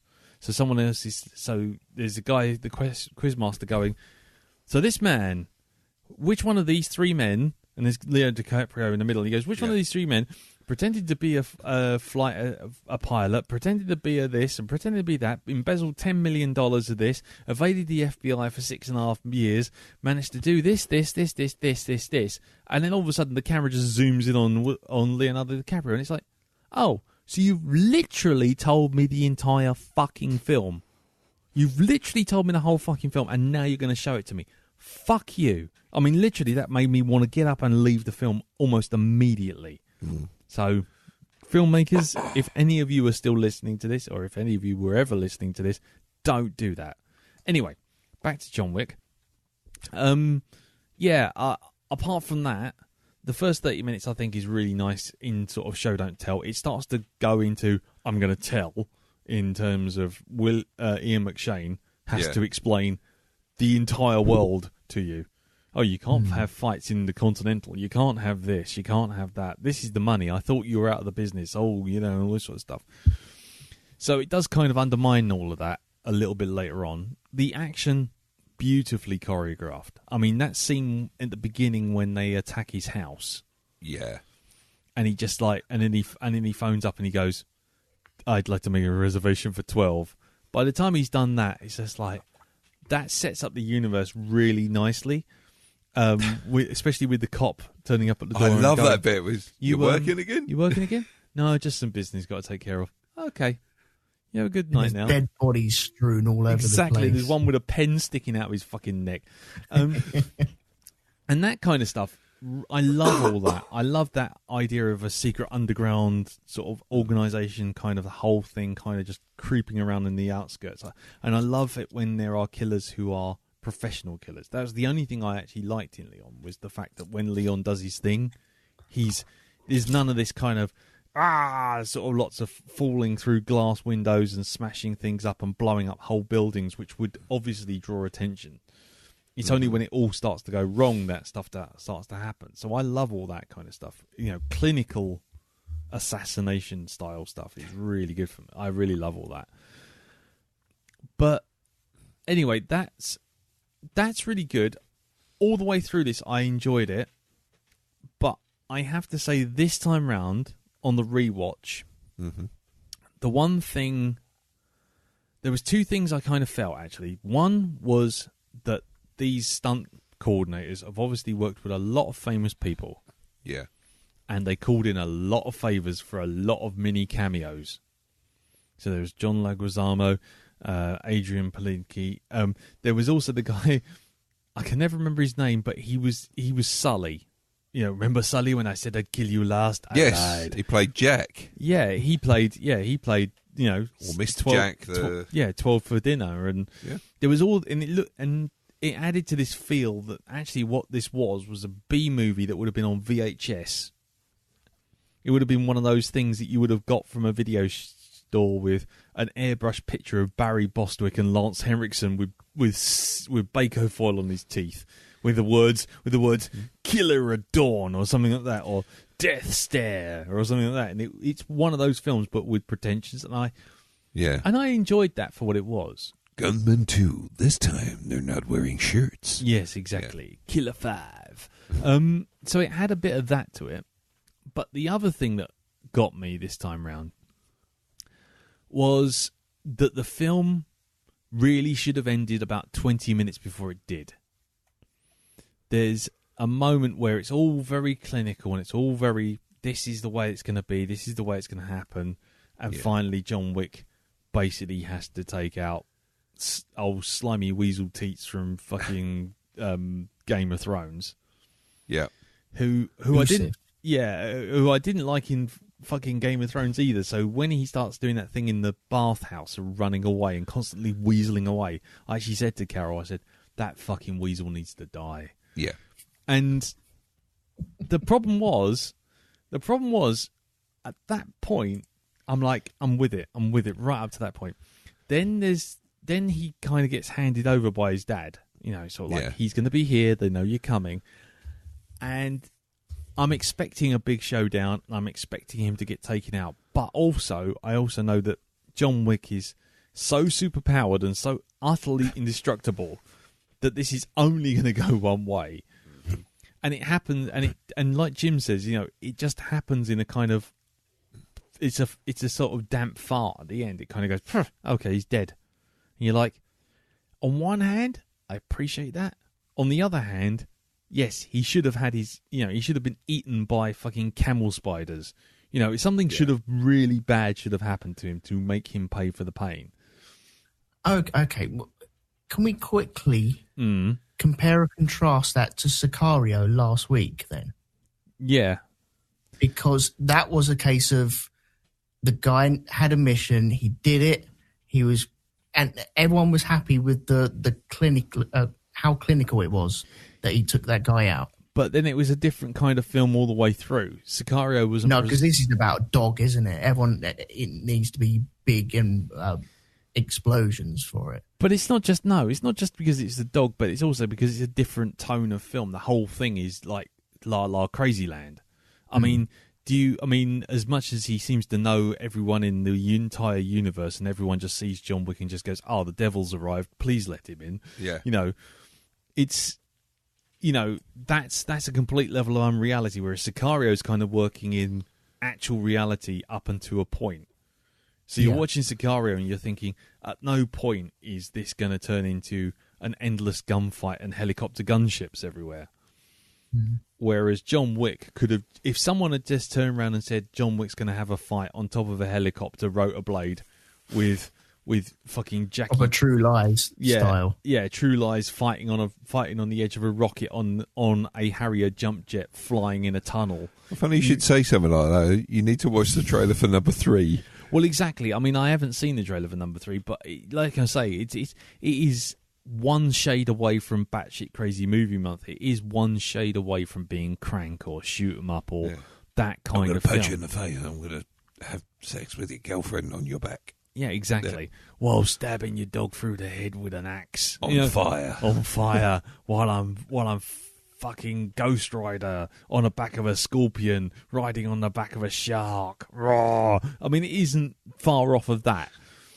So what you're saying is that even though the finishes of the bad people between this and Sicario, this is more batshit crazy all the way throughout, and so it should have been a bit turned up a little bit, I suppose, with Alfie Allen's death. Yeah, exactly. Well, that's exactly what it's the same point that Jim was making. It's like, if you're going that nuts with everything else, and you have these elaborate, highly choreographed deaths and murders all the way through a nightclub, where someone is even killed by being hung by his own fucking bathrobe while being drowned in a sink of like 1 inch of water, and people are just disappearing left, right and centre, and he's shooting people at point blank range in the middle of a nightclub and nobody's batting an eyelid, then you're into that crazy level of, well, Alfie Allen's going to literally be having a Harrier jump jet shoved up his rectum and then he can be fired into the sun. Do you know? All I would say with that, though, is he's a one-shot kill man, isn't he? And then he puts another one in just to make sure. Yeah. And so having him, I suppose only like a strangle would have worked. If you'd had him like with a knife and doing like a torturous death, I don't think that would have suited the character. No, and that's what I was getting to. It's the fact that you kind of understand why, but in the context of the whole film, you're going, yeah, but everything else in this film has led me to believe that he's going to be tied to the underside of a truck and driven off a bridge on fire, or something crazy is going to happen to him because he has to, because this is the end of the journey. That, to me, is the only thing that I got with this time around of like, no, you don't just have him shout, "It's a dog," and get halfway through saying that and just getting shot. Because it just kind of like, just the whole film, the whole death just goes, and you're like, oh, it's over then. All right then, fair enough. And you can almost feel that the directors and the writer feels the same, because all of a sudden the dad goes from honourable criminal to, I've just found another reason to kill something of John Wick's to start this whole thing up again and have a third act fight. It just for no apparent reason, he just goes, oh, I'm going to smoke a spliff and have some drugs and then change my mind and kill Willem Dafoe. Why? Because Willem Dafoe helped John. Yeah, but nobody Wick. knows. Yeah, but nobody knows that, and except for Adrian Palicki. And even then, she doesn't have any proof. All she has is Willem Dafoe just standing there talking to him and not even knowing what he said. He's just standing. He was standing beside him in a bloody funeral. He makes no odds. So that bit, that last third, taking Michael Lindquist, or whatever his name is, out. Yeah. especially after he'd been so scared of John Wick 3 times throughout that film up until that point. Yeah. Just suddenly feels like everyone goes, yeah, but look, Alfie's dead and he's died in a really shit way, and we need to have someone else die in a more elaborate showdown Even way. shittier way. Yeah, exactly. No, but it is a more of an elaborate showdown, isn't it? It's more of a cars against, knocking cars off the road, smashing, doing dueling cars and racing around backwards and running people over and shooting them out of windows and double tapping them out of windows and all this kind of stuff. Yep. And you're like, okay, that's cool. And even symbolically, because he's driving the kid's car. He's driving Alfie Allen's car when he's doing it. So it's his, Alfie Allen's car being used to kill Alfie Allen's dad. Yeah. All that kind of stuff. So you get that sort of stuff and you go, okay, that's more like it. But on the other hand, this shouldn't have been the way it ended, because that guy shouldn't have even turned around. He's so scared of John Wick all the way through, and then all of a sudden it's like, fuck it, I'm just going to tweak John Wick's nipples and we're all going to stand here and have a fight on a dock. Why? Because I'm going to stick this finger right up John Wick's ass. Yeah, exactly. It just seems like a real weird, we have to have a third act fight, but we've got no way of doing it. Okay, let's take this character who's been demonstrably shit all the way through, but with honour, and just have him have no honour and suddenly become casual assassin man. Yep. See, I felt it was kind of awkward getting to that scene as well, where he's chasing him.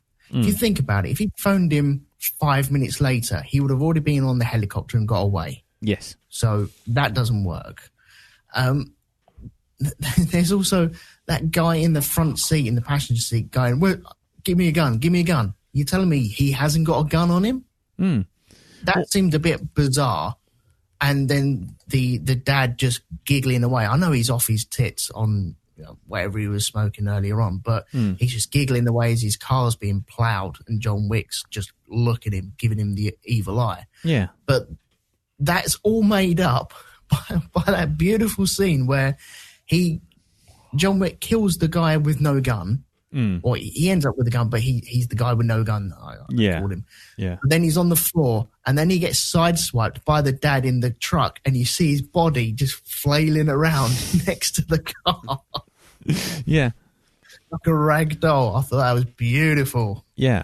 Well, exactly. I mean, as a sort of B-movie conclusion, it's exactly what it needs to be. But like I say, that's the only thing I got from this ending was this time round was just that last 20 minutes. It's just like completely unnecessary.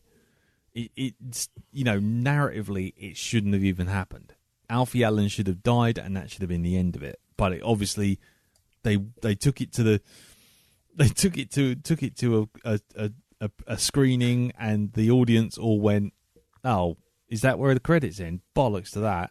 Okay, back to the streets. Quick, let's just film it with the guy going nuts and killing Willem Dafoe and giving him another reason for John Wick to come back.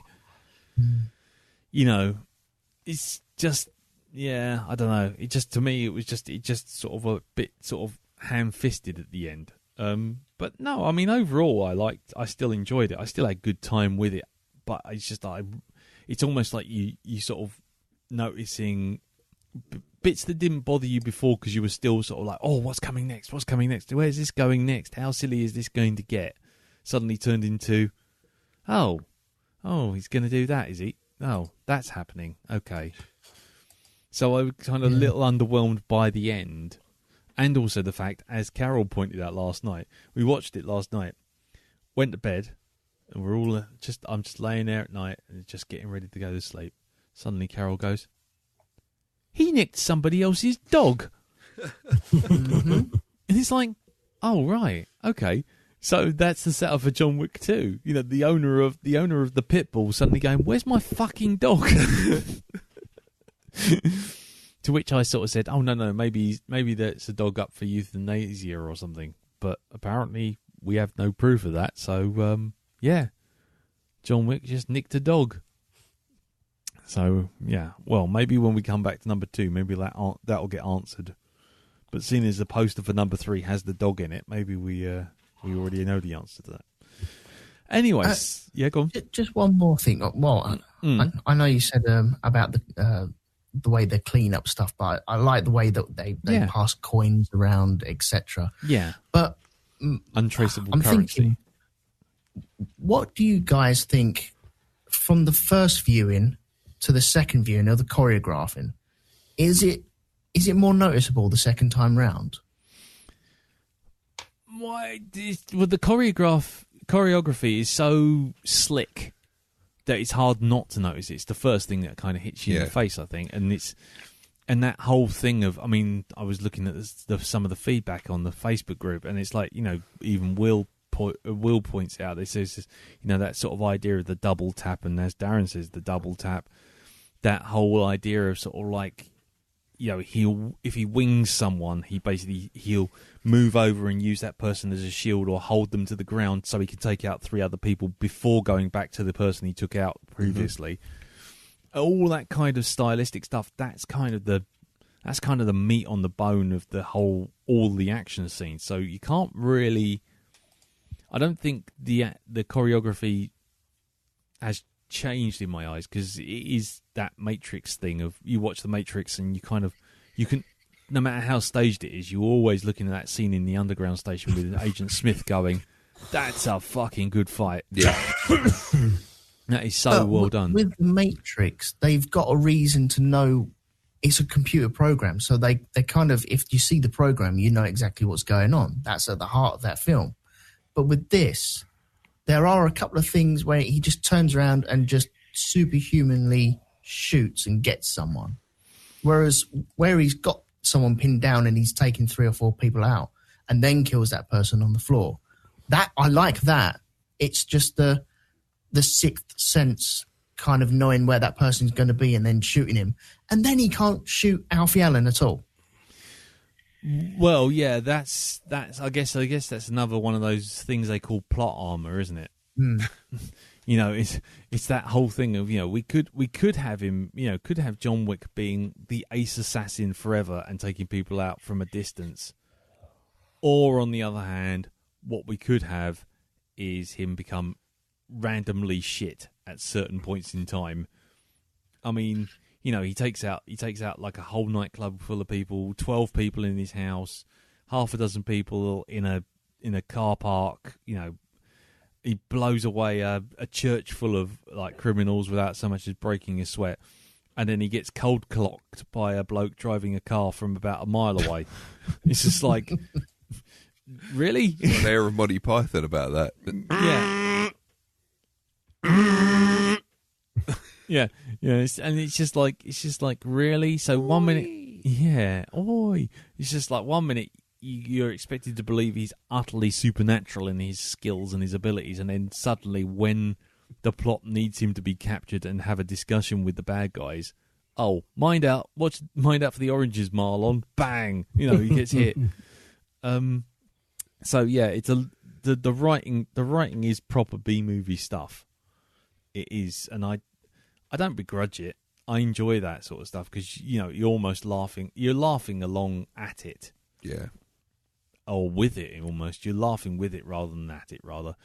And that sort of stuff, you just kind of go, yeah, well, of course it is. You know, because how are you going to do it otherwise? If John Wick was as good as everyone says, and as he clearly demonstrates for the first half of the film, everyone would be dead before the 50-minute mark of this 90-minute film.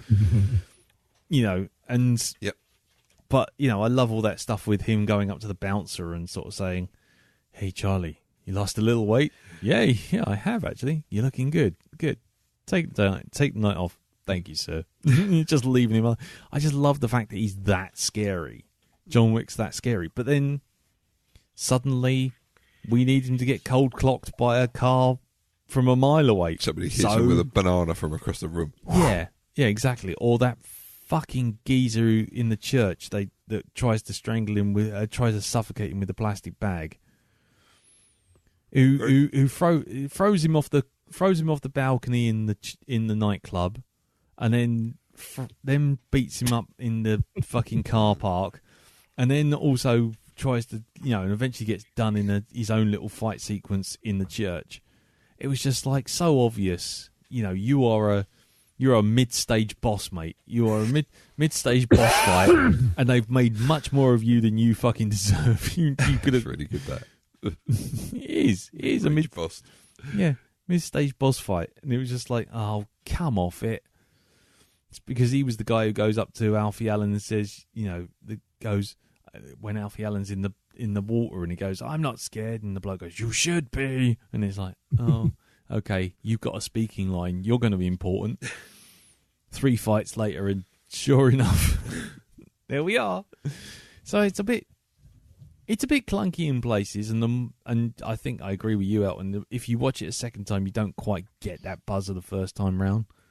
But I enjoyed it for what it was. I just don't like the third act. I thought the third act with Michael Nymphenquist, or whatever his name is, suddenly just deciding to take leave of his senses and do everything against what he's shown in the last film, the rest of the film. That to me just felt a bit odd or a bit off. But, for overall, I come away enjoying it and having fun with it. So, yeah. Anybody got anything else to say, or shall we move on? Right, well then, in which case, let's just have a look on the Facebook group, which is facebook.com/group/The Black Dog Podcast. Under the banner for John Wick, I asked for some comments. We got one from David Lafave-Sell, a.k.a. Yogi Dave, who said, "I have so much to say about this film. Granted, most of it is just gurgling happy noises." Whereas Craig Wilkinson said, "Love this film and the second, and the trailer for the third film is out tomorrow." Greg Spalding said, "I didn't go a whole lot on the first one, but I really did enjoy the second." While Gary Mr. Spock Madden said, "Ironically, I watched both this weekend while we were snowed in. I loved 1 and 2. I got a bit tired of with the everyone's in New York is assassin silliness. It didn't seem to sit with the tone of the first film, even though the first half of the second film. Oh, and my wife said that the second felt like Fifth Element." Right. Alan Wilby said, "Nope, not for me. I've seen it once. Utter guff. Shit, guff." Yeah, there you go. A cautious thumbs down there. A cautious thumbs down. While James Tuck said, "I love these films." And then Will Catlin Hallett, Fiendish Dr. Will, said, "I was surprised at how much I enjoyed John Wick. It was suitably excited at the chance to rewatch it. Even I thought every detail that went into it was a delight. Even things like the very deliberate way he always puts a second shot through the head. And it's such a beautiful fight choreography. Very comic book rather than reality. But I loved that about it. And when we were introduced to the almost mythological society in the hotel, it raised the film from a simple shoot-'em-up to something much more interesting. I immediately wanted to know more. I love the expression of Michael Nyquist's face, though, throughout. It's clear that from the beginning he knows he can't win this one, and he's just going through the motions for the sake of this idiot's son. You've never seen a man regret so much in the demands of familial loyalty. It's amazing how much meaning you can get into a simple, oh. That bit, when he says, "You struck my son." Why? Because he stole John Wick's car and killed his fucking dog. Oh. John Campion said, "My review from a while back when it first appeared on Prime. The John Wick is stylish but ultimately slightly empty-feeling revenge picture. Keanu Reeves, who's actually pretty good as the fairly blank character of Wick, plays a retired hitman who's exacting the terrible revenge on the mobsters who cross him. There are echoes of Point Blank in the remorseless dedication of the protagonist, and equilibrium in the balletic action sequences. I felt it needed something a bit more hefty behind it, though, or perhaps less. While Point Blank's Walker simply wants his money, John Wick's motivations and sorrow seem at odds with the death toll he causes himself." While finally, Lucky Minty, Sarah Lazelle, she writes, "So I still enjoyed this, and it felt it was a longer watch this time round, though. I really like Keanu in the role, just enough dialogue for him to manage and still come across as dark and broody and not just dopey. May rewatch John Wick 2 soon, as I think the third one is out soon." And it is. And yes, we'll perhaps talk about that when it comes out, I guess. So there you go. So that's the feedback. And like I say, occasionally if you want to, we read the feedback out like that when we got a few to go through on the Facebook group. So like I say, get on over to facebook.com/groups/the Black Dog Podcast. Okay, then. Well, then it just leaves me to tell everyone before we go on to our usual little promotional section what next week's film is. Well, the next week's film is the last of Selfish Megcalf month. Oh, boo. Boo. Yeah, of me just picking films because you know what? I'd quite like to watch that again. And this one is going way back in the time. This is proper, straight to VHS. Should have been should have been one of those, one of those movies where you go, blimey, I haven't seen that in fucking ages. And you know what I think? The last time I saw it, I do think I saw it on VHS. I don't think I've ever seen this on DVD or any digital media whatsoever. So what is it? It is... Reveal all. It is Rutger Hauer in The Hitcher. Oh, my God. Yes. Rutger Hauer in his last good role when he was still... Before he drunk all that Guinness... Yep. And put on about 77 stone and then discovered that VHS movies were the way to go. Yep. And, with things like Wedlock and Blind Fury and such wonderful cinematic delights as Split Second. See Thomas Howell before he blacked up for Soul Man. and Rutger Hauer and Jennifer Jason Leigh. I can only remember one line from this film. Is it the one where he picks him up for the first time? Yeah, it says, first I carved his legs, then I cut out his eyes, and then I cut off his head, and I'm going to do the same to you. Yeah. So, have we all seen this first? Yes. Yes. Yeah. Elton? I don't remember it, no. Cool. Okay. That's fine. So, yes, The Hitcher. We will be doing that. Jim, are you looking forward to seeing this again? Yeah, I've not seen this in years and years and years. Yeah. I think that's going to be the general consensus for most people. Darren? I saw this fucking years ago. I don't actually remember the full what completely happens in the film. I remember patchy, they've got patchy memories of it, but I must have seen this like a little while after it came out of the cinema. Yeah. Way back then. Okay. Yeah. Cool. Okie dokie. Right. Okay, so, yes, let's just wrap it all up with seeing what's happening in everyone else's podcasts, feeds, and general online stuff. So, Jim, would you like to inform everyone about what's happening in good old Hypnagoria land? Well, the episode just dropped. I'm looking at an old British horror comedy comic, Shiver and Shake, and the rather splendid tome that's just been published collecting one of the features in it, Ken Reed's Creepy Creations. Nice. And this weekend, I'll be taking a look at Bird Box, and I'll also be, I think, at the end of this week, dropping a new episode of Commentary Club, the first for the new year, in which me and Teresa talk all over Tucker and Dale versus Evil. Nice. Ooh, good. Good work there. Looking forward to that. Brilliant. Okie dokie. And what about you, Elton? At the moment, you can catch myself and Andy talking about The Expanse. We've dropped episode 2. This Thursday, we'll be dropping episode 3. And the latest episode of Shonky Lab, as mentioned at the very beginning of this cast, was myself and Mr. Lee Metcalf talking about Bandersnatch.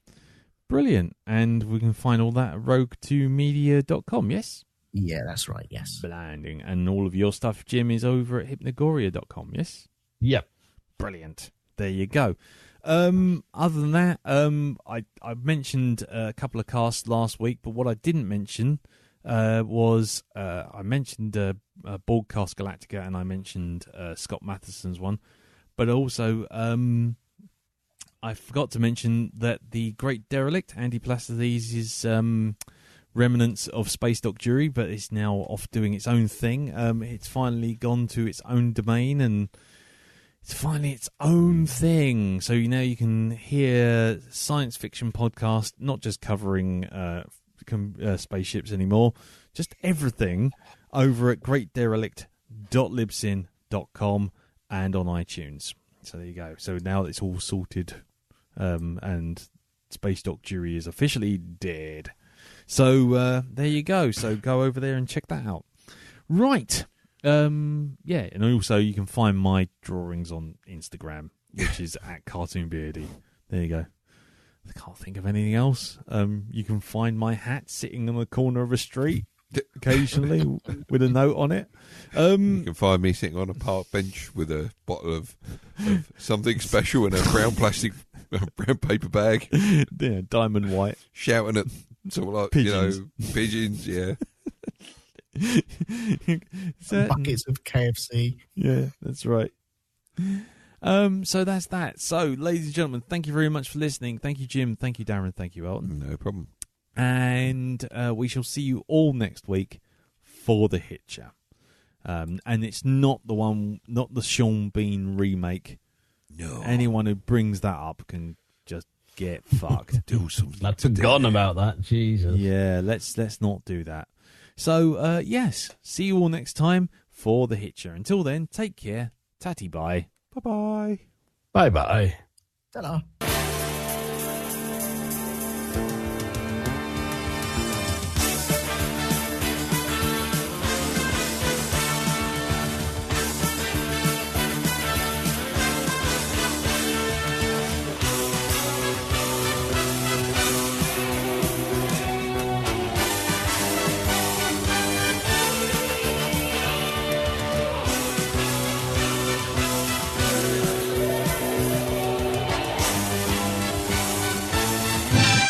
Oh, bollocks to it.